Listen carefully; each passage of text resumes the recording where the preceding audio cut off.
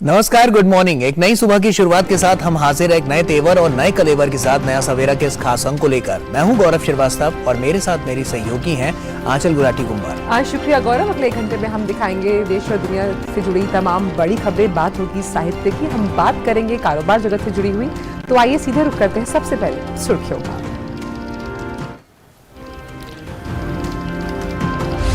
प्रधानमंत्री नरेंद्र मोदी आज दिल्ली के प्रगति मैदान में इंटरपोल महासभा की बैठक को करेंगे संबोधित। इंटरपोल के 195 सदस्य देशों के प्रतिनिधि मंडल बैठक में हो रहे हैं शामिल। लगभग 25 वर्षों बाद भारत में हो रहा है इस बैठक का आयोजन।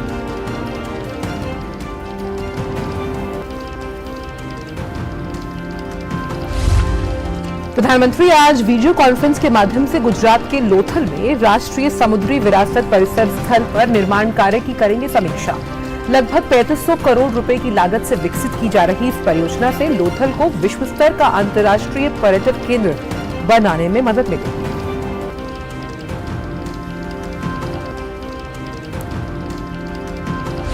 गुजरात के गांधीनगर में आज एशिया की सबसे बड़ी एरोस्पेस और रक्षा प्रदर्शनी डिफेंस एक्सपो 2022 का होगा आगाज। 4 दिनों तक चलने वाली इस प्रदर्शनी में रक्षा मंत्री राजनाथ सिंह लेंगे भाग। इस अवसर पर भारत अफ्रीका डिफेंस डायलॉग का भी होगा आयोजन।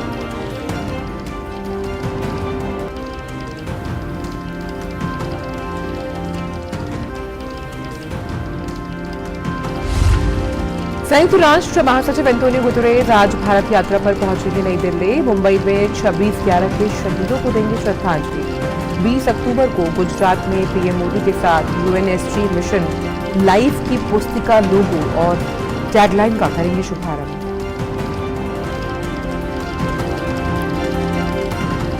बीसीसीआई का मुंबई में आज होगी आम सालाना बैठक। वहीं बैठक में बीसीसीआई के अगले अध्यक्ष और आईसीसी चेयरमैन पद सहित कई मुद्दों पर होगी चर्चा।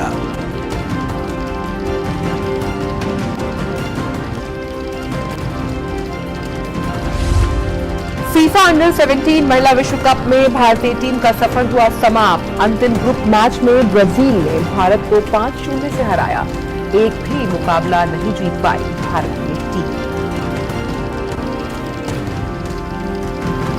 फ्रांस और रियल मैड्रिड के स्ट्राइकर करीम बेंजेमा ने जीता सर्वश्रेष्ठ पुरुष खिलाड़ी का प्रतिष्ठित बैलन ड'ओर पुरस्कार। महिला वर्ग में बार्सिलोना की एलेक्सिया पुटलेस ने जीता पुरस्कार। वहीं मैनचेस्टर सिटी बनी क्लब ऑफ द ईयर।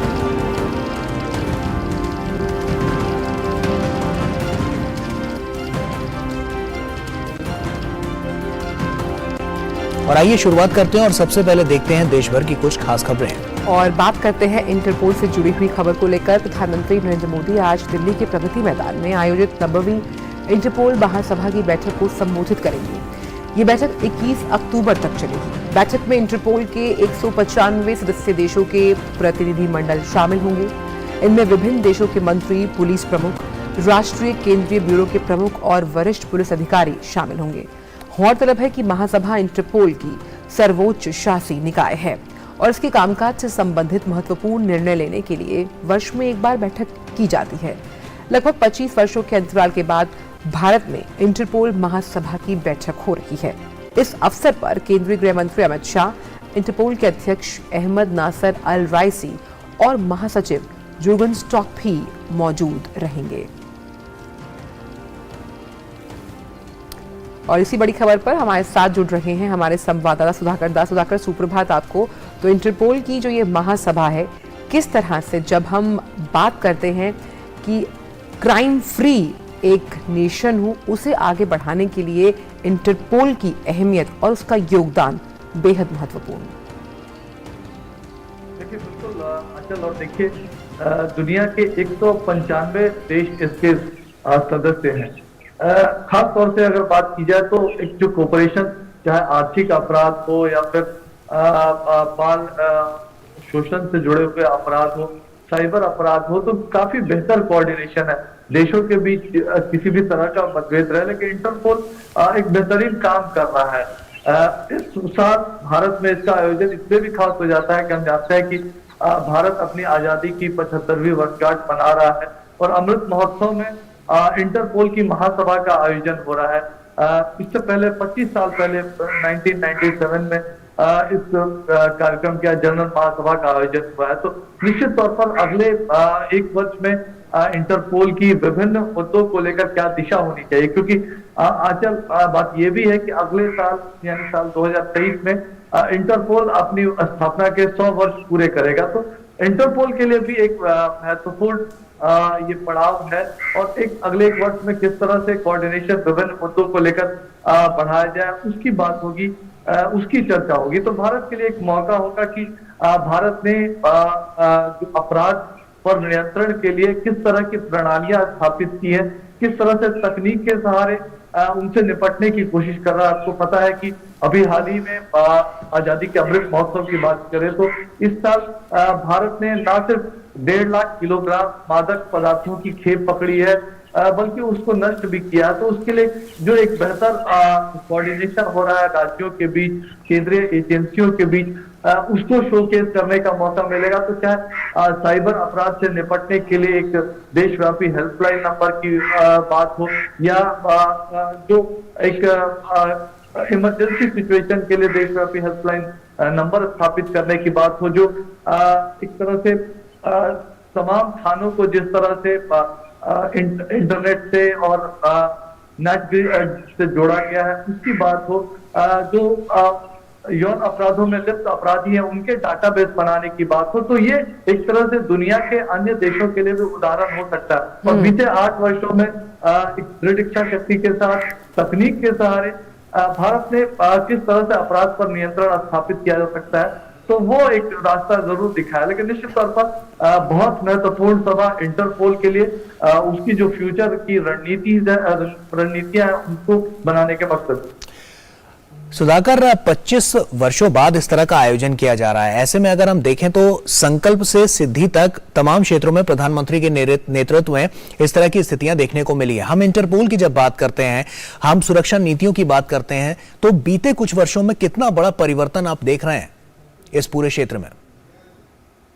निश्चित तौर पर देखिए, परिवर्तन जो आए हैं उसकी वजह से भी जो इस बार के मुद्दे हैं वो चुने गए हैं। मसलन फ्यूचर पुलिसिंग किस तरह की होनी चाहिए, और हम जानते हैं कि जब फ्यूचर पुलिसिंग की बात होती है तो पीएम मोदी के शब्दों में स्मार्ट पुलिसिंग की वो बात वो करते हैं, एक्सटेंसिबल पुलिसिंग की वो बात करते हैं। तो फ्यूचर पुलिसिंग कहीं ना कहीं तकनीक का बहुत ज्यादा सहारा, आपको एक शानदार कंट्रोल रूम चाहिए, आपको तकनीक आधारित सर्विलेंस चाहिए 24/7।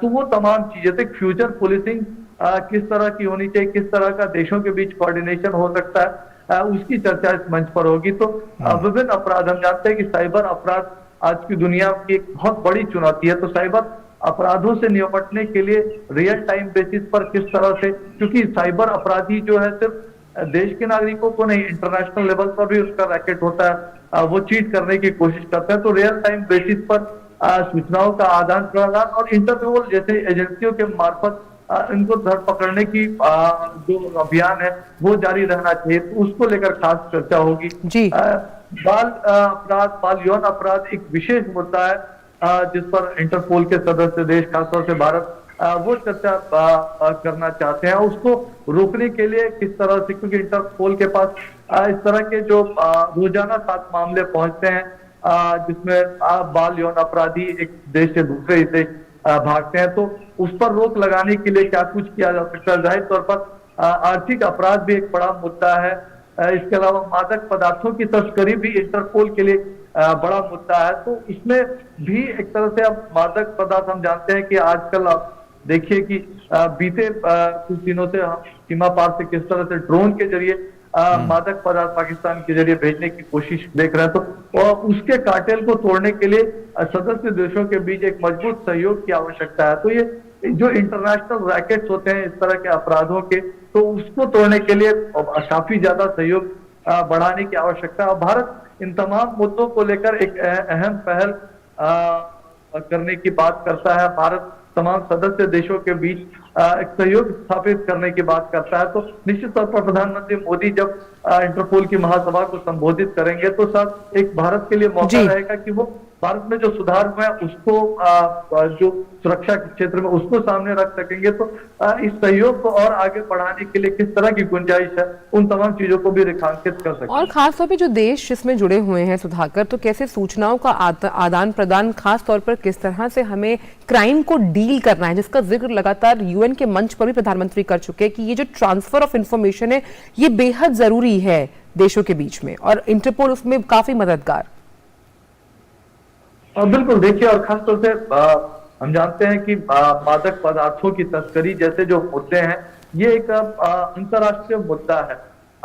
भारत के भीतर अगर कार्रवाई होती है, 1.5 लाख किलोग्राम अगर ड्रग्स जब्त किए जाते हैं तो ठीक है, भारत ने इन चीजों को पकड़ा है, लेकिन जब तक इसके सोर्स तक पहुंचा नहीं जाएगा, इसके जो मुख्य अपराधी है वो पकड़े नहीं जाएंगे जो सीमा पार अन्य देशों में होते हैं, तो तब तक ये समस्या बनी रहेगी। तो इस तरह के मुद्दों को लेकर इंटरपोल के सदस्य देशों के बीच और भी ज्यादा सहयोग की आवश्यकता। हम जानते हैं कि आर्थिक अपराधी भी एक तरह से एक देश में क्राइम करके फिर दूसरे देश में जो भाग जाते हैं, करोड़ों अरबों रुपए इस तरह से आर्थिक अपराधियों ने कमाया है, तो उन पर शिकंजा कसने की बात है। और निश्चित तौर पर आज तकनीक के सहारे, एक तरह से बेहतर सर्विलेंस के सहारे, कोऑर्डिनेशन के सहारे ये एक तरह से शिकंजे में इनको आसानी से लाया भी जा सकता है, लेकिन वो एक इच्छा शक्ति बननी चाहिए। और इंटरपोल, हम देखिए कि तमाम मुद्दों के बीच, दुनिया के देशों में तनावों के बीच भी इंटरपोल की बात की जाए तो आपसी सहयोग, समन्वय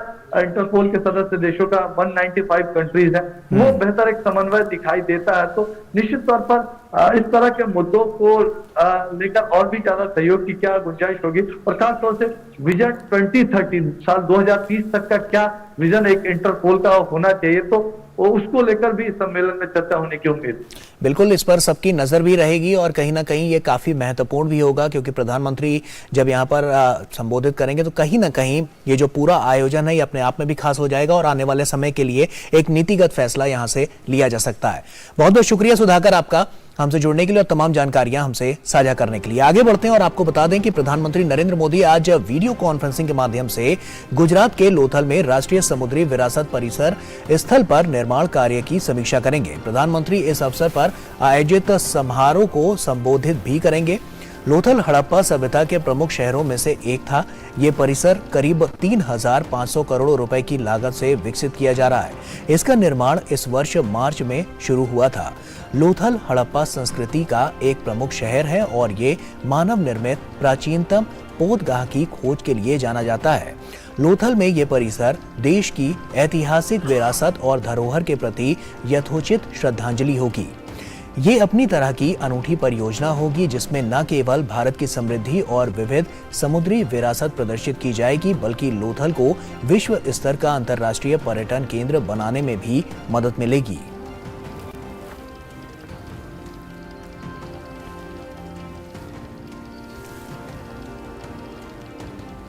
और आपको बता दें कि दिल्ली की नई शराब नीति के मामले में डिप्टी सीएम मनीष सिसोदिया पूछताछ के लिए कल सीबीआई के दफ्तर में पेश हुए। सीबीआई ने सिसोदिया से करीब 9 घंटे तक पूछताछ की। जांच एजेंसी के दफ्तर से लौटने के बाद सिसोदिया ने कहा कि मुझ पर आम आदमी पार्टी छोड़ने का दबाव बनाया गया। वहीं सीबीआई ने सिसोदिया के बयान का खंडन करते हुए कहा कि एफआईआर में लगे आरोपों और जांच के दौरान एकत्र सबूतों के आधार पर ही पूछताछ हुई है। सिसोदिया के बयान का सत्यापन किया जाएगा।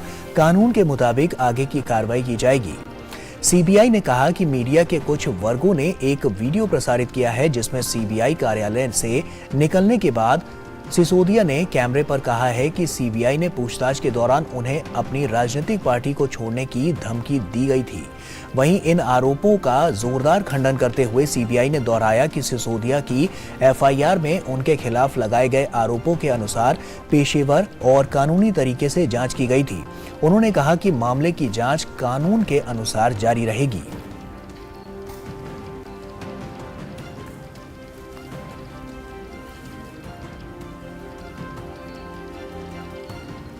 प्रतिबंधित आतंकी संगठन लश्कर तौयबा की हाइब्रिड आतंकी इमरान बशीर गनी को शोपियां पुलिस ने गिरफ्तार कर लिया। पुलिस ने बताया कि इमरान बशीर गनी ने शोपियां के हरमैन में ग्रेनेड फेंका था, जिसमें उत्तर प्रदेश के 2 निवासियों की मौत हो गई। पुलिस ने इलाके में घेराबंदी कर दी और मामले की आगे जांच की जा रही है। पुलिस ने आतंकी को गिरफ्तार किया है। इमरान को शोपियां के हरमेन में जो ग्रेनेड फेंका था उससे मुतल्लिक गिरफ्तार किया गया है। लश्कर तौयबा का यह हाइब्रिड आतंकी है और इस हादसे में यूपी के 2 लोगों की मौत हो गई थी। तो लश्कर तौयबा का एक आतंकी जो है उसे शोपियां पुलिस ने गिरफ्तार किया है। और यहाँ वक्त हो गया एक छोटे से ब्रेक का, जल्द लौटते हैं। तो ब्रेक के बाद एक बार फिर से आप सभी का स्वागत है। रुक करते हैं अगली खबर का, जो कि संयुक्त राष्ट्र के महासचिव एंटोनियो गुतेरेस से जुड़ी है, जो भारत के 3 दिवसीय दौरे पर आज नई दिल्ली पहुंचेंगे। इस साल जनवरी में अपना दूसरा कार्यकाल संभालने के बाद ये उनकी पहली भारत यात्रा होगी। अपनी यात्रा के दौरान एंटोनियो गुतेरेस मुंबई में 26/11 को हुए आतंकी हमले में मारे गए जो लोग हैं उन्हें श्रद्धांजलि देंगे। वे IIT मुंबई में भारत @75 संयुक्त राष्ट्र भारत भागीदारी दक्षिण सहयोग विषय पर एक कार्यक्रम को भी संबोधित करेंगे। संयुक्त राष्ट्र महासचिव 20 अक्टूबर को गुजरात के केवड़िया में प्रधानमंत्री नरेंद्र मोदी के साथ UNSG मिशन लाइफ पुस्तिका, प्रतीक चिन्ह और टैगलाइन का शुभारंभ भी करेंगे।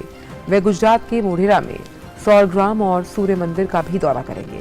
विदेश मंत्रालय के अनुसार विदेश मंत्री S जयशंकर G20 की भारत की अध्यक्षता और बहुपक्षवाद सहित विभिन्न विषयों पर गुतेरेस के साथ विचार विमर्श करेंगे।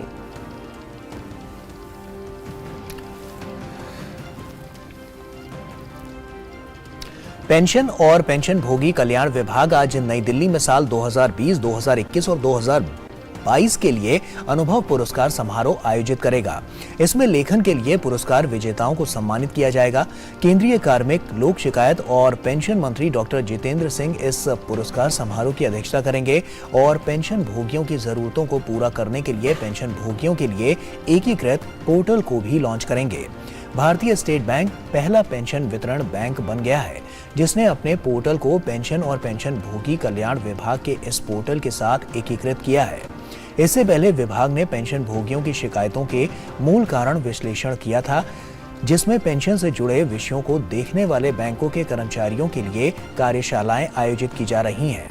प्रधानमंत्री नरेंद्र मोदी के निर्देश पर पेंशन और पेंशन भोगी कल्याण विभाग ने मार्च 2015 में अनुभव नामक एक ऑनलाइन प्लेटफॉर्म को शुरू किया था। इस कार्यक्रम के दौरान केंद्र सरकार के लोक कर्मचारियों जो आगामी महीनों में सेवानिवृत्त होने वाले हैं, उनके लिए सेवानिवृत्ति से पहले के परामर्श सत्र भी आयोजित किए जाएंगे। इसमें भविष्य पोर्टल व एकीकृत पेंशन भोगियों के पोर्टल, डिजिटल जीवन प्रमाण पत्र और सेवानिवृत्ति लाभ और पेंशन भोगियों के आयकर से संबंधित मुद्दों पर सत्र शामिल है।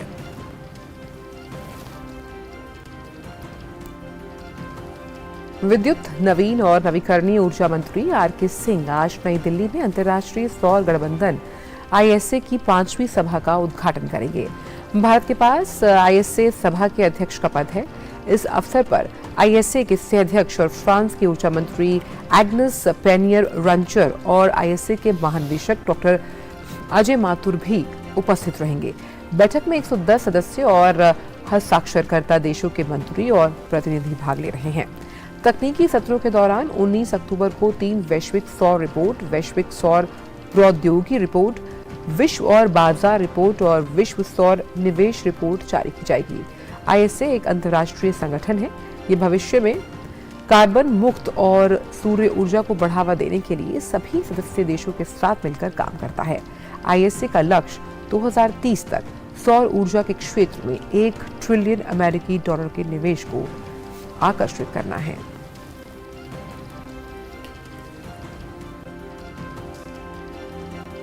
और वहीं नागरिक उड्डयन मंत्री ज्योतिरादित्य सिंधिया आज नई दिल्ली में राज्यों और केंद्र शासित प्रदेशों के उड्डयन मंत्रियों के सम्मेलन को संबोधित करेंगे।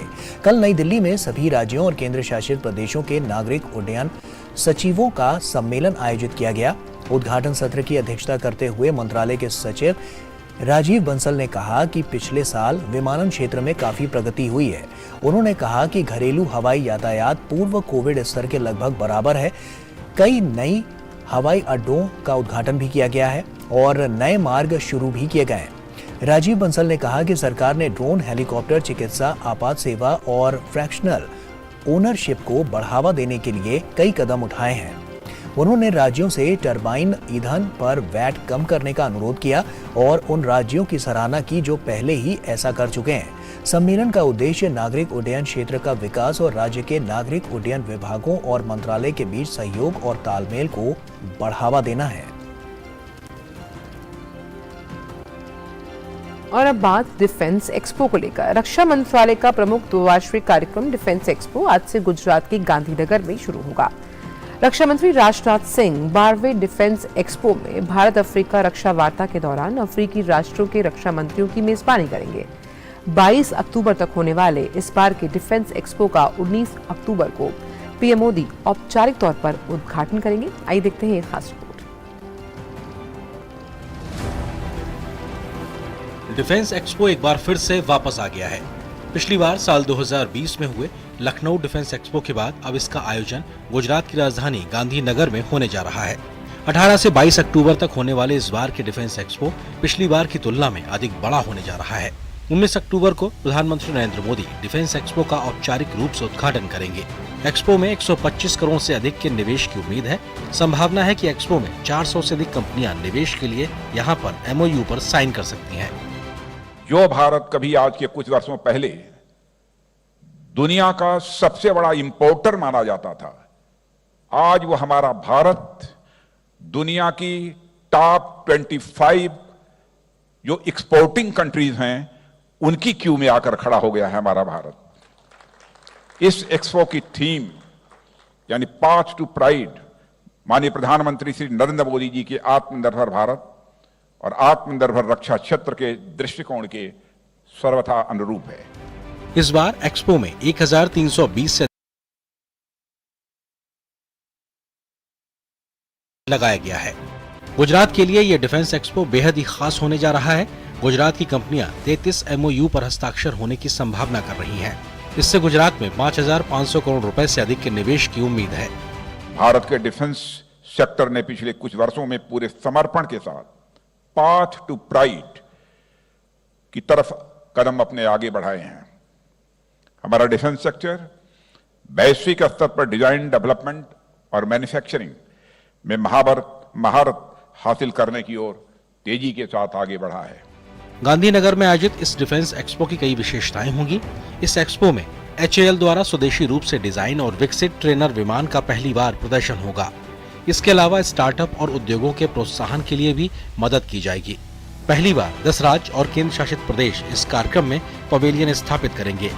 5 दिवसीय आयोजन के दौरान पहले 3 दिन व्यापार के लिए एक्सपो होगा, जबकि 21 और 22 अक्टूबर आमजन के लिए खोल दिया जाएगा। अब तक के सबसे बड़े इस भारतीय डिफेंस एक्सपो में जहां आत्मनिर्भरता की प्रक्रिया को तेज करने पर जोर है, तो कोशिश इस बात की भी है कि कैसे भारतीय रक्षा क्षेत्र के उत्पादों को ज्यादा से ज्यादा प्रोत्साहित किया जा सके। वहीं ये मौका है कि जब हिंद महासागर क्षेत्र और अफ्रीकन साझेदारों के साथ रक्षा संबंधों को और मजबूत करना और सहयोग के क्षेत्रों की पहचान कर नए संबंधों को स्थापित करना। लेकिन सबसे बड़ी बात यही कि भारत के सामने डिफेंस एक्सपो 2022 एक मौका होगा जहां भारत पूरी दुनिया को ये बताना चाहेगा कि कैसे भारतीय रक्षा उत्पादन अपना विस्तार कई क्षेत्रों की ओर कर रहा है। डिफेंस एक्सपो 2022 जिसकी थीम ही है पाथ टू प्राइड, यानी हम प्रतिबद्ध हैं अपनी उस लक्ष्य को लेकर जो आत्मनिर्भरता की बात कहती है। और इस बार के डिफेंस एक्सपो में करीब 1300 कंपनियां भागीदारी निभा रही हैं, जिनकी पिछली बार संख्या करीब 1000 की थी। और इसीलिए कहा जा रहा है कि डिफेंस एक्सपो 2022 एशिया का सबसे बड़ा डिफेंस एक्सपो है, जिससे बड़ी उम्मीदें हैं। मैं अपने सहयोगी सुधीर कुमार के साथ ओम प्रकाश दास, DD न्यूज के लिए गांधीनगर से।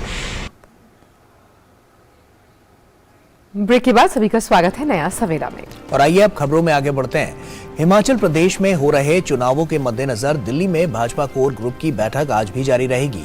कल प्रदेश के वरिष्ठ नेताओं ने इस बैठक में भाग लिया और टिकट आवंटन को लेकर चर्चा की। देर शाम को भाजपा अध्यक्ष JP नड्डा के आवास पर कोर ग्रुप के नेताओं की बैठक हुई, जिसमें केंद्रीय गृह मंत्री अमित शाह भी मौजूद रहे।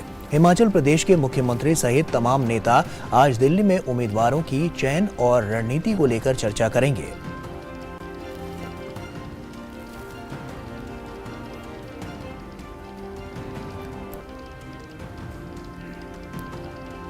तो चलिए अब बात कर लेते हैं तेलंगाना के बुनकरों की। नारायणपेट की साड़ियां पूरे देश में प्रसिद्ध है, लेकिन उनको बनाने वाले बुनकर बदहाली के आंसू रो रहे हैं। सरकार ने वायदे तो बहुत किए, लेकिन कभी उनकी दुखती रग को सहलाने के लिए कुछ नहीं किया। पेश है नारायणपेट के बुनकर गांव कोट कोंडा से हमारे संवाददाता की ये ग्राउंड रिपोर्ट। ये दास्तान है तेलंगाना के जिला नारायणपेट साड़ी बुनकरों के गांव कोटकोंडा की, जहां हर घर से आपको ये खटखट की आवाज सुनाई देगी। इस गांव के लोगों की कई पीढ़ियां प्रसिद्ध नारायणपेट साड़ियां बनाने में ही निकल गई। गले के कैंसर से पीड़ित ये मारकंडी हैं। पूरी जवानी साड़ियां बनाने के लिए हैंडलूम पर बिता दी। आज मारकंडी कैंसर के इलाज के लिए जूझ रहे हैं। बेहतर भविष्य के सपने मारकंडी की बेटी शाव्या की आंखों में आंसू बनकर डबडबा रहे हैं। न आयुष्मान कार्ड यहाँ सरकार ने लागू होने दिया और न ही राज्य सरकार से कोई सहायता मिल रही है। मेरे पिता इसी काम को शुरू से करते रहे हैं। मेरे पिता को कैंसर हो गया है। हमारा पूरा परिवार मुश्किल में है। सरकार ने हमारी किसी भी तरह की मदद नहीं की। मेरे पिता की तबीयत बहुत नाजुक है। सरकार को हमारी मदद करनी चाहिए। पिता के इलाज के लिए हमारे पास पैसे नहीं हैं। कृष्णवेड़ी के सिर से बुनकर पिता का साया पहले ही उठ गया था। मां चंद्रिमा ही जो घर को हैंडलूम से चला रही थी, लेकिन 10 सितंबर 2022 को वो भी साथ छोड़ गई। उम्मीद थी कि राज्य सरकार से नेथना बीमा योजना से सहायता होगी, लेकिन अभी तक धेला नहीं मिला। हैंडलूम में हमें बहुत दिक्कत है। मेरे माता पिता इसी काम को करते हुए मर गए। हमें कोई भी सहायता नहीं मिली। इस काम में कोई कमाई नहीं है, इसलिए मेरा पति दूसरे शहर जाकर मजदूरी कर रहा है। हैंडलूम वर्करों की लाचारी की कहानी यहाँ नहीं रुकती। गांव का ही कुरमिया अपने हाथ से परेशान है। सुबह से शाम हैंडलूम चलाने से उसे हाथ में दिक्कत होने लगी है। दर्द के साथ सिर्फ इसलिए काम कर रहा है कि 2 वक्त की रोटी उसके परिवार को मिल जाए। 10वीं के बाद मैंने अपने पिता के काम को संभाला।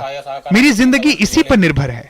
परिवार को मैं इसी से पाल रहा हूँ। राज्य सरकार से मुझे कोई सहायता नहीं मिली है। इसी काम के कारण मेरे हाथ, पैर और कमर में परेशानी हो गई है। कोई इलाज नहीं मिल रहा और ना ही कोई सहायता। अजम्मा का ना तो पति रहा न बच्चे। आज वो पूरी तरह से अनाथ है। सिर छुपाने को छत नहीं, काम करने को हैंडलूम नहीं। कुष्ठ रोग से पीड़ित है। हाथ और पैर सही से साथ नहीं देते, लेकिन फिर भी दूसरों के यहाँ मजदूरी करके बस पेट भर रही है। मेरा पति नहीं है, बेटा नहीं है। मैं अनाथ हूँ। मेरा घर भी नहीं है। रिश्तेदारों के घर सर छुपा रही हूँ। मेरी हालत बहुत खराब है। दूसरों के घर काम करके अपना पेट भर रही हूँ। साड़ी के काम को करते करते कृष्णनया जवानी से बुढ़ापे में प्रवेश कर गया, लेकिन इतना पैसा भी नहीं बना पाया कि एक ढंग की छत सिर पर हो। लोन लेने के लिए चप्पलें घिस दी, लेकिन लोन के नाम पर फूटी कौड़ी नहीं मिली। मैंने कई बार लोन के लिए चक्कर लगाया, ना तो मुझे लोन मिला और ना ही घर। 15 दिन हम पति पत्नी काम करते हैं और बस 2000 रुपए मजदूरी मिलती है। कृष्णनया की मां सत्यमा को ठीक से दिखाई नहीं देता, लेकिन पेट की भूख है जिसको शांत करने के लिए अंधी होती जा रही आंखों को काम में लगाना पड़ता है। मैं बचपन से इसी काम को करती रही हूँ, जिसके कारण मेरी आंखों में दिक्कत हो गई है। मुझे किसी भी तरह की कोई सहायता नहीं मिली। मुझे ठीक से दिखाई नहीं दे रहा और मेरे पैरों में भी दर्द होता है। अपनी पूर्वजों की कला को संभालने का काम करने वाले युवाओं के सपने भी अब इस काम से टूट रहे हैं। प्रभाकर साड़ियों की डिजाइन भी बनाता है और हैंडलूम का काम भी करता है, लेकिन बेहतरी की कोई आस प्रभाकर को दिखाई नहीं देती। वो सब्सिडी लोन आए ना, वो उसको अप्लाई करने को उसमें मुश्किल आता। वो साइट नहीं काम करता अच्छा, ऐसा वो कुछ नहीं मालूम। ऐसा बीच बीच में वो काम बंद होता, करने का गए तो भी ऐसा। ये हैंडलूम का काम करने वाले कुछ घरों की कहानी नहीं है, बल्कि हर घर की किसी न किसी सहायता की आस में दिन गुजार रहा है। और आस है कि सिर्फ चुनाव के समय दिखाई जाती है। जैसे ही चुनाव खत्म, इनकी आस भी खत्म। नारायणपेट के कोटाकुंडा गांव के बुनकरों की जिंदगी हैंडलूम के इन्हीं दागों में उलझ कर रह गई है। न पेट भरता है, न घर चलता है। राज्य सरकार ने बड़े बड़े वायदे भी किए और बड़ी बड़ी बातें भी की, लेकिन वो सिर्फ चुनाव तक ही सीमित रह गए।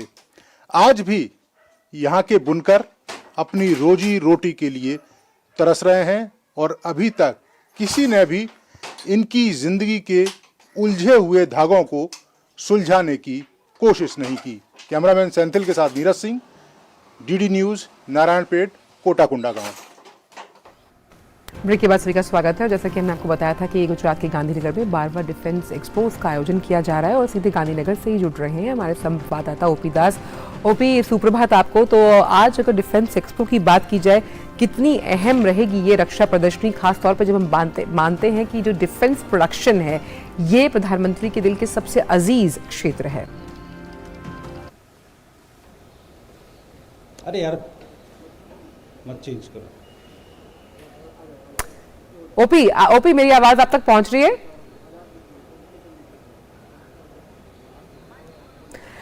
जी। ओपी, सुप्रभात आपको। तो 12वां डिफेंस एक्सपो है और साफ तौर पर रक्षा प्रदर्शनी की अगर बात की जाए तो जहां पर हम आत्मनिर्भरता की ओर इस क्षेत्र में बढ़ रहे हैं वहीं प्रधानमंत्री के दिल के बेहद करीब है डिफेंस प्रोडक्शन। जी बिल्कुल, प्रधानमंत्री के दिल के करीब है। और अब देखें कि इस देश की जहां तक जो इनोवेशन कैपेसिटी की बात है, कैपेसिटी बिल्डिंग की बात है, जहां तक डिफेंस प्रोडक्शन की बात है आंचल, वो देश की एक रीढ़ बनने जा रही है। जिस तरह से आप देखें कि जो पिछला संस्करण हुआ था, 11वां संस्करण डिफेंस एक्सपो का लखनऊ में साल 2020 में, उस समय जो कंपनियां भागीदारी कर रही थी उनकी संख्या 1040 के आसपास थी और इस बार अगर हम बात करें तो उन कंपनियों की संख्या 1340 के आसपास पहुंच गई है। और सबसे तो आंचल जो हमें और हमारे दर्शकों को यह समझना बेहद जरूरी है कि इस बार का जो डिफेंस एक्सपो है इसमें सिर्फ भारतीय कंपनियां भागीदारी कर रही हैं या वो विदेशी कंपनियां जो भारतीय कंपनियों के साथ पार्टनरशिप में, साझेदारी में काम कर रही हैं। तो आप देखें इतनी बड़ी संख्या में भारतीय जो रक्षा उत्पादक हैं वो यहां पे मौजूद हैं। 1340 से ज्यादा उत्पादक मौजूद हैं और ये अपने आप पे दिखाता है कि जो प्रक्रिया शुरू हुई थी मेक इन इंडिया की और रक्षा क्षेत्र में साल 2014 में, वो आज कहां तक पहुंच चुका है। इस बार फोकस यही है, खासकर मैं एक इंडिया पवेलियन जिसका दीदार आने वाले कुछ वक्त में हम करेंगे, वहां पे खास महत्व दिया गया है। वो जो भारतीय प्रतिभा है, खासकर जो इनोवेटर्स हैं रक्षा क्षेत्र में, जो स्टार्टअप्स हैं रक्षा क्षेत्र में, उनको विशेषकर महत्व दिया गया है क्योंकि भारत सरकार या जो पूरा तंत्र है हमारा वो ये समझता है कि कोई भी क्षेत्र में प्रतिभा हो उसको ये मंच बेहद जरूरी है और आज से इसकी शुरुआत हो रही है। आंचल बिल्कुल, ओपी दास आपसे ये भी समझना चाहेंगे क्योंकि एक बड़ा यहाँ पर रक्षा क्षेत्र में जो हमने देखा है कि तमाम डेवलपमेंट के काम किए गए हैं, तमाम इनोवेशंस यहाँ पर नजर आए, स्टार्टअप्स की बात आपने खुद भी कही। ऐसे में आपसे ये समझना चाहूंगा कितना बड़ा बदलाव नजर आया है बीते कुछ वर्षों में रक्षा क्षेत्र में, क्योंकि हमने देखा है कि आत्मनिर्भर भारत की कड़ी में रक्षा क्षेत्र काफी तेजी से आगे बढ़ रहा है।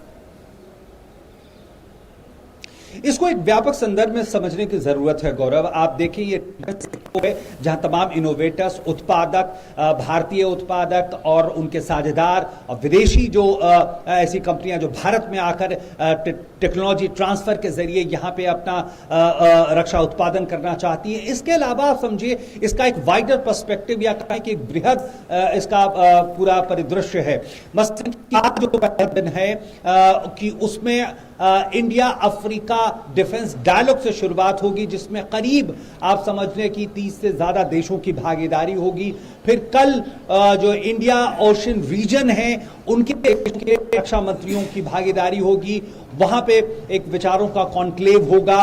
और इसके अलावा आप समझें कि ये सिर्फ रक्षा उत्पादन तक महदूद नहीं है, वहां तक सीमित नहीं है, बल्कि रक्षा क्षेत्र के जो बदलते परिदृश्य हैं, जो है, जो जियोपॉलिटिक्स है, उससे भी इसका संबंध है।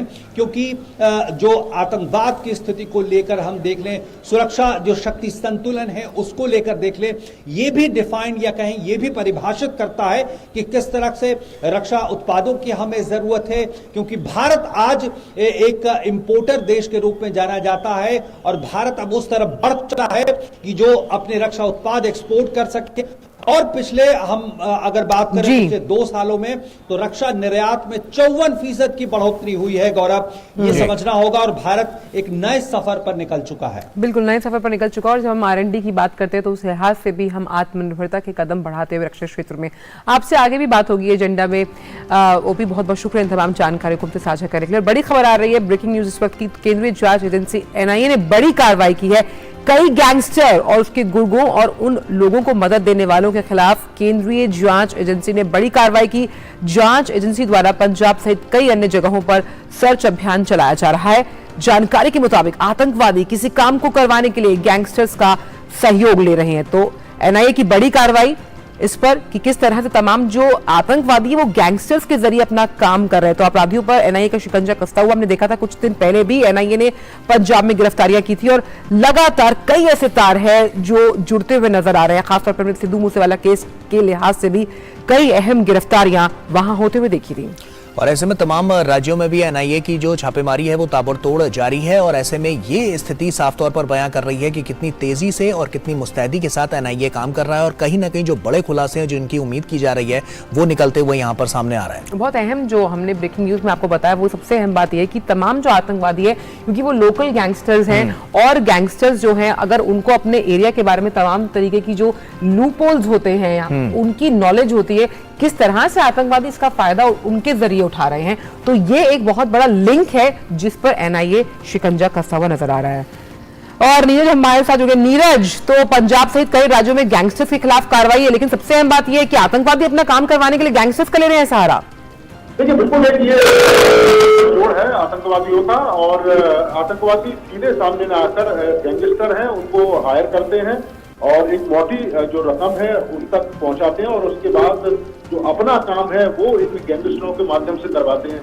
आपको पता होगा कि पंजाब में भी किस तरीके से सिंगर की हत्या हुई थी, तो उस समय NIA किसी दूसरे केस की जांच कर रही थी। तब पता लगा NIA को कि गैंगस्टर और आतंकवादियों के बीच में एक गठजोड़ है और आतंकवादी अपने काम कराने के लिए गैंगस्टरों का प्रयोग कर रहे हैं। उसी के बाद NIA ने ये कार्रवाई की, क्योंकि ये बड़ा चौंकाने वाला जो जानकारी है वो निकलकर सामने आई थी कि स्थानीय स्तर पर अलग अलग राज्यों में गैंगस्टरों को सक्रिय किया गया है आतंकवादियों के द्वारा और उन तक पैसे भी पहुंचाए गए, हथियार भी पहुंचाए गए। उसी के बाद ये NIA ने कार्रवाई की। इससे पहले भी NIA ने छापेमारी की कार्रवाई की थी पंजाब में, हरियाणा में, राजस्थान में। जो NIA की टीम ने सर्च किया था, कई सारे कागजात, कई सारे डॉक्यूमेंट्स और कई सारी जानकारियां इस गठजोड़ के बारे में मिली थी। और आज भी ये जो कार्रवाई की जा रही है, इसी कार्रवाई का जो कह सकते हैं कि अगले एक चरण है कि NIA गैंगस्टरों के खिलाफ लगातार छापेमारी की कार्रवाई कर रहा है। ठीक है, शुक्रिया नीरज तमाम जानकारी हमसे साझा करने के लिए। तो इस वक्त की बड़ी खबर जिससे हम आपको रूबरू करा रहे थे, ऐसे में NIA जो है वो ताबड़तोड़ छापेमारी कर रही है और अभी और भी खुलासे इसमें होते हुए नजर आएंगे। और आइए अब आगे बढ़ते हैं और अब देखते हैं दुनिया भर की कुछ खास खबरें।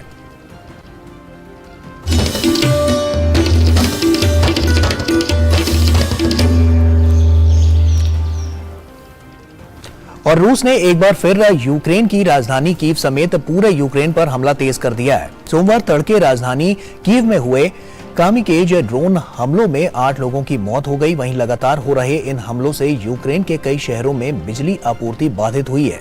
वहीं यूक्रेन की सीमा के पास दुर्घटनाग्रस्त हुए रूसी युद्धक विमान हादसे में 3 लोगों की मौत हो गई।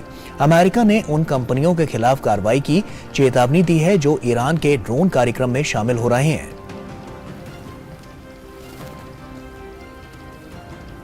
यूक्रेनी राष्ट्रपति व्लादिमीर ज़ेलेंस्की ने कहा कि रूसी सेना ने ड्रोन से नए हमले किए। ज़ेलेंस्की ने कहा कि जवाबी कार्रवाई करते हुए यूक्रेन ने कुछ ड्रोन को मार गिराया। हालांकि अपने एक वीडियो संबोधन में ज़ेलेंस्की ने ये नहीं बताया कि ये हमले कहां हुए थे। गौरतलब है कि कीव, नेप्रो और सुमी क्षेत्रों में हुए हमलों में बुनियादी ढांचों को काफी नुकसान पहुंचा है। सैकड़ों कस्बों और गांवों में बिजली आपूर्ति भी बाधित हुई है। ताजा हमलों को राजधानी कीव पर 28 ड्रोनों के जरिए निशाना बनाया गया। और अमेरिका ने कीव और अन्य यूक्रेनी शहरों पर रूसी हमलों की निंदा की है। वहीं व्हाइट हाउस की प्रेस सचिव करीन जीन पियरे ने कहा है कि अमेरिका यूक्रेन के साथ खड़ा है और जब तक जरूरी हो वो यूक्रेन का साथ देगा।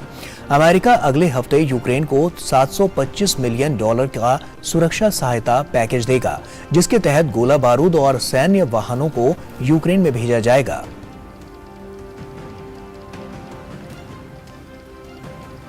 और अब बात कारोबार जगत से।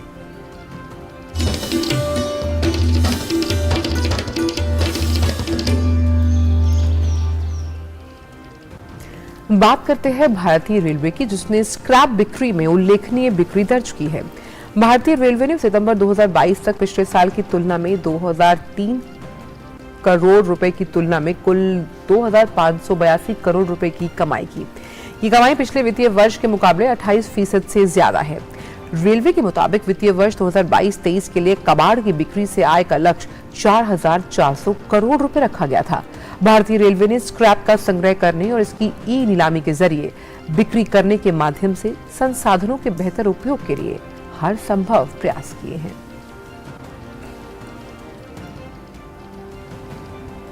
और आइए अब खबरें देखते हैं खेल जगत से।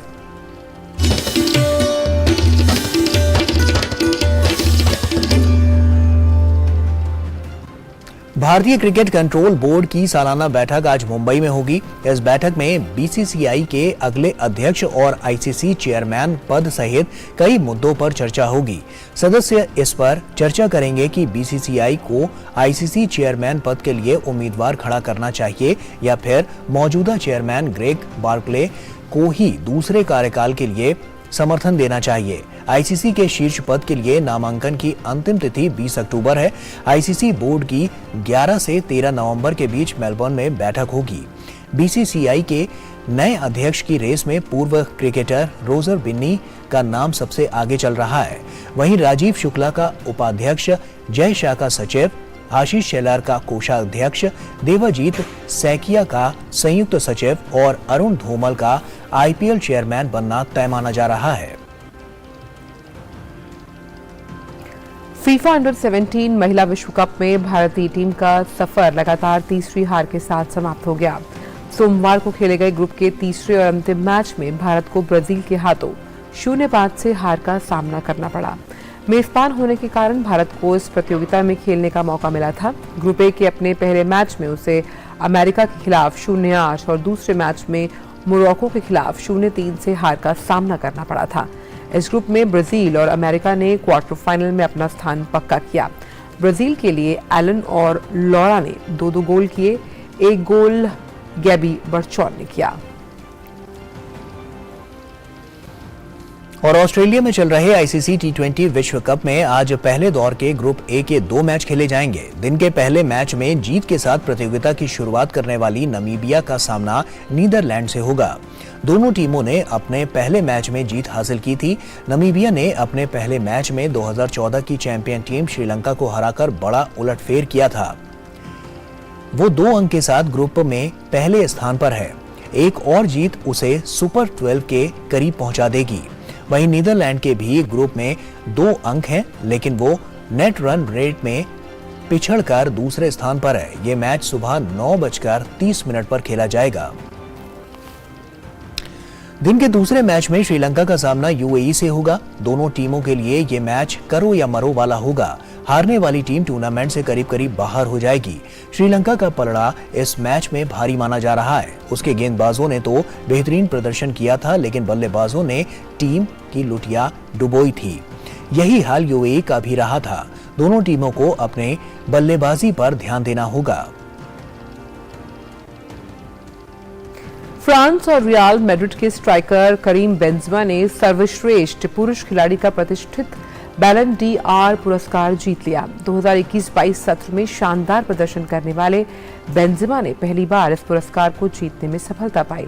पुरस्कार की रेस में उन्होंने बायर्न म्यूनिख के सादियो माने और मैनचेस्टर सिटी के केविन डी ब्रुयने को पीछे छोड़ा। बेंजेमा ने पिछले सत्र में 46 मैचों में 44 गोल करने में सफलता हासिल की। उन्होंने स्पेनिश क्लब रियल मैड्रिड को चैंपियंस लीग और ला लीगा में खिताबी जीत हासिल करने में भी अहम भूमिका निभाई। महिला वर्ग में बार्सिलोना की एलेक्सिया पुटेलेस ने साल की सर्वश्रेष्ठ खिलाड़ी का पुरस्कार अपने नाम किया। उन्होंने लगातार दूसरे साल ये अवार्ड अपने नाम किया। वहीं मैनचेस्टर सिटी ने साल के सर्वश्रेष्ठ क्लब का पुरस्कार जीतने में सफलता हासिल की। और ज्योति अराजी ने राष्ट्रीय ओपन एथलेटिक्स चैंपियनशिप में महिलाओं की 100 मीटर बाधा दौड़ 13 सेकंड से कम समय में पूरी करके नया इतिहास रच दिया। ज्योति पहली भारतीय महिला एथलीट बन गई हैं जिन्होंने 100 मीटर बाधा दौड़ 13 सेकंड से कम समय में पूरी की। इस बीच उन्होंने अपने स्वयं के राष्ट्रीय रिकॉर्ड में सुधार भी किया। ज्योति ने ये दौड़ 12.82 सेकंड में पूरी करके नया राष्ट्रीय रिकॉर्ड बनाया। ज्योति ने हाल ही में समाप्त हुए राष्ट्रीय खेलों में 100 मीटर रेस और 100 मीटर बाधा दौड़ में स्वर्ण पदक अपने नाम किया था।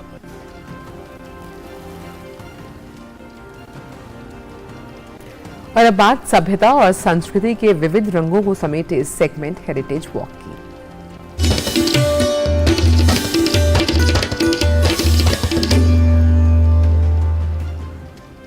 तो हेरिटेज वॉक में आज आपको लिए चलते हैं गुजरात के पाटन की सैर की तरफ। पाटन में भारतीय वास्तुकला का अद्भुत नमूना माने जाने वाली रानी की वाव स्थित है। ये एक सीढ़ीनुमा कुआं है जिसे 11वीं सदी में बनाया गया था। आइए चलते हैं सैर पर। भारत की समृद्ध विरासत के अनेकों नमूनों में से एक है गुजरात में स्थित रानी की वाव। रानी की वाव अहमदाबाद से करीब 140 किलोमीटर दूर गुजरात के पाटन में मौजूद एक सीढ़ीदार कुआं है जिसे बावड़ी भी कहा जाता है। पाटन को पहले अनिलपुर के नाम से जाना जाता था जो गुजरात की राजधानी थी। इस बावड़ी को साल 1063 में सोलंकी राजा भीमदेव प्रथम की याद में उनकी पत्नी रानी उदयमती ने बनवाया था। रानी की वाव भारत की अद्भुत ऐतिहासिक वास्तुकला का एक सटीक उदाहरण पेश करती है। बावड़ी की शानदार बनावट और इसका इतिहास पर्यटकों को आकर्षित करता है। वाव में लगे अनेक खंभे सोलंकी वंश और उनकी शानदार वास्तुकला के समय के दर्शन कराते हैं। वाव की दीवारों पर शिल्पकला का अद्भुत नमूना देखने को मिलता है। इसकी दीवारों पर की गई नक्काशियों में भगवान विष्णु के अलग अलग अवतारों के अलावा और कई देवी देवताओं के चित्रों को उकेरा गया है। 7 मंजिला यह वाव मारू गुर्जर शैली की वास्तुकला का अनूठा उदाहरण है। इस तरह की वाव को जल प्रबंधन की भी एक शानदार व्यवस्था माना जाता है। साल 2014 में रानी की वाव को यूनेस्को की विश्व विरासत स्थलों की सूची में शामिल किया गया। इसको भारत की सब बावड़ियों की रानी भी कहा जाता है। करीब 700 सालों तक यह वाव जमीन के नीचे मलबे और कीचड़ में दबी रही। 80 के दशक में भारतीय पुरातत्व सर्वेक्षण ने खुदाई करके इसको खोजा था। साल 2018 में भारतीय रिजर्व बैंक ने भी भारतीय वास्तुकला के इतिहास में रानी की वाव के महत्व को समझते हुए नए छापे जा रहे 100 रुपए के नोट पर इसके चित्र को छपवाया। हर साल लाखों लोग अपनी इस भव्य ऐतिहासिक और सांस्कृतिक धरोहर को देखने गुजरात के पाटन आते हैं। Bureau report, DD news. और आइए आगे बढ़ते हैं और अब बात करते हैं विज्ञान जगत की।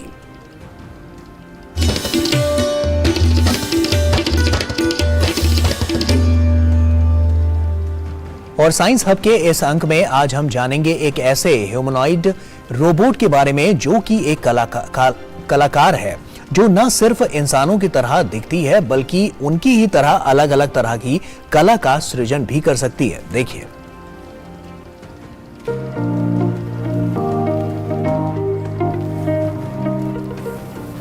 ये है एदा। एदा एक रोबोट है जो देखने में हूबहू इंसानों जैसी दिखती है।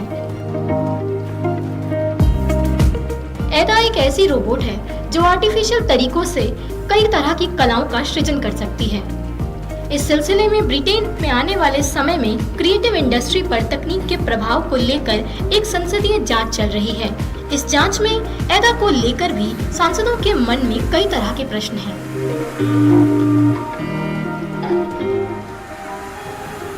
हर इंसान में एक कलाकार बसता है। ये कहावत तो आपने सुनी ही होगी, पर अब जमाना बदल रहा है और शायद कहावत नहीं, क्योंकि कलाकार कोई भी हो सकता है, फिर चाहे वो इंसान हो या एक ह्यूमनॉइड रोबोट। जांच में एदा ने ब्रिटिश सांसदों को बताया कि भले ही उसे आर्टिफिशियल तरीके से बनाया गया हो, पर वो कला का सृजन करने में पूरी तरीके से सक्षम है। एदा जैसी आर्टिस्टिक रोबोट को ऑक्सफोर्ड विश्वविद्यालय के वैज्ञानिकों ने बनाया है।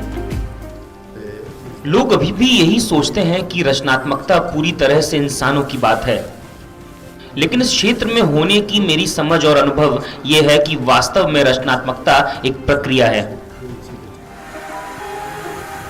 एदा ने बताया कि पेंटिंग हो या ड्राइंग या फिर कविताएं, उसकी कला भी ट्रेडिशनल कलाओं में से एक है। जब पारंपरिक कला प्रथाओं की बात आती है तो कुछ लोगों का मानना है कि पारंपरिक कला में नए प्रयोगों का कोई काम नहीं, पर कुछ को ये लगता है कि कला देखने वाले की समझ पर निर्भर करती है। किसी भी कला की सफलता और विफलता उसके दर्शकों से पता चलती है। एदा को दुनिया की पहली ultra realistic AI humanoid robot artist का दर्जा दिया गया है। Bureau report, TD news. और आइए अब आपको दिखाते हैं खबरें सिने जगत से।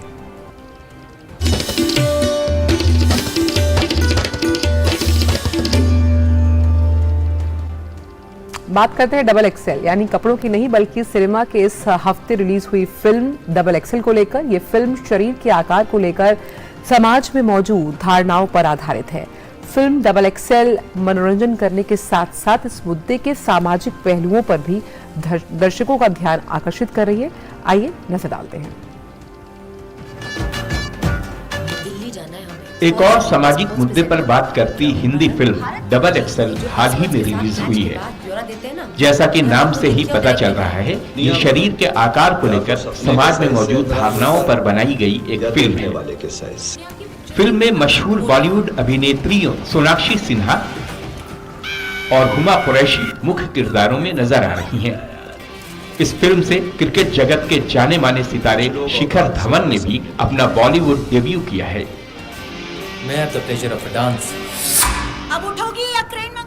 इस फिल्म में 2+ साइज्ड महिलाओं की कहानी को दर्शाया गया है। ये कॉमेडी फिल्म है जिसके जरिए दर्शकों का मनोरंजन करने के साथ साथ एक सामाजिक संदेश देने की भी कोशिश की गई है। ये फिल्म समाज की उस धारणा को आईना दिखाने का काम करती है जिसकी नजर में एक तरीके का दिखने वाला शरीर ही सुंदर माना जाता है। इस तरह के विचारों से प्रभावित होकर समाज में अनेक लोग अपने शरीर को लेकर असंतोष से घिर जाते हैं, जिसके कारण कई लोग मानसिक समस्याओं का शिकार भी हो जाते हैं। कुछ पेशों में केवल एक खास तरह के शरीर वाले लोगों को तरजीह मिलती है, जिसके कारण बाकी लोगों में खुद को लेकर असुरक्षा का भाव आने लगता है। ये फिल्म भी ऐसी ही चीजों से जुड़ी कहानी को दिखाने का प्रयास कर रही है।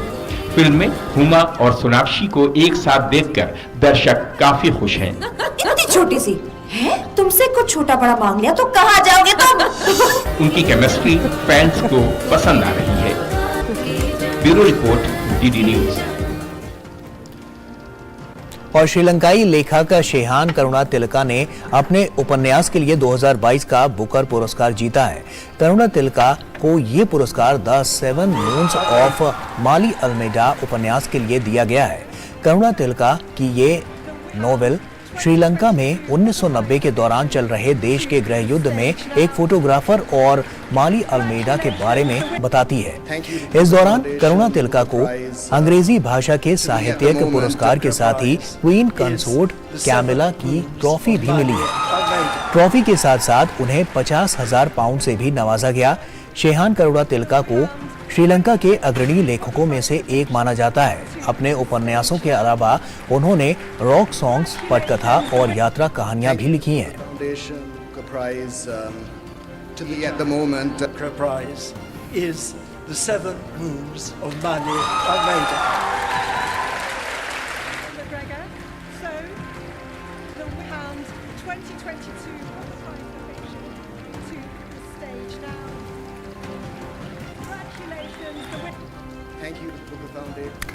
और नया सवेरा के इस अंक में बस आज इतना ही, लेकिन जाने से पहले आपको छोड़ जाते हैं भारत के सबसे खूबसूरत केंद्र शासित प्रदेशों में से एक लद्दाख की खूबसूरत झलकियों के साथ। क्यों गौरव? बिल्कुल, लद्दाख प्रकृति के अनमोल खजाने से भरपूर है। यहाँ के सुंदर नजारे आंखों को सुकून देते हैं। सुंदर झीलें, पहाड़ की चोटियां और आकर्षक मठ पर्यटकों को मंत्रमुग्ध कर लेते हैं। तो आप देखिए इन्हें और हमें और हमारी टीम को दीजिए इजाजत। नमस्कार। नमस्कार।